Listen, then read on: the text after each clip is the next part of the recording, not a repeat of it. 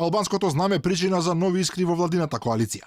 Вице-премиерот Бујар Османи, оправдувајќи го потегот на така наречените играрци од Косово кои постави албанско знаме на Самуиловата тврдина во Охрид, рече дека во тоа нема ништо спорно и порача дека албанското знаме може да се постави било каде, бидејќи било дозволено со закон. Поставете го албанското знаме каде да посакате, нема да имате проблеми. Од друга страна, портпаролот на владата Миле Бошњаковски предупредува, одредбите од законот за употреба на знамињата се јасни и мора да ги почитува буквално секој. А она што се случи во Охрид е јасно прекршување на законот кој треба да се санкционира.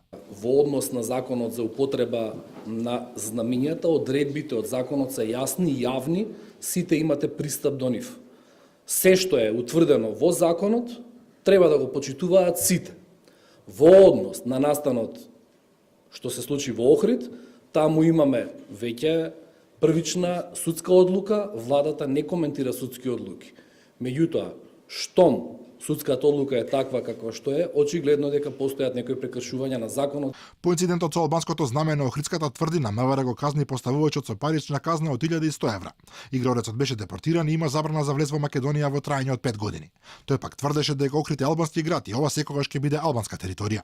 На одлуката за санкции на игрорците реагираше председателот на собранието Џафери, според кој казната е престрога, и партијата Алијанса за албанците, која смета дека овој инцидент воопшто не ѝ помага на државата во незината евроатлантска определба.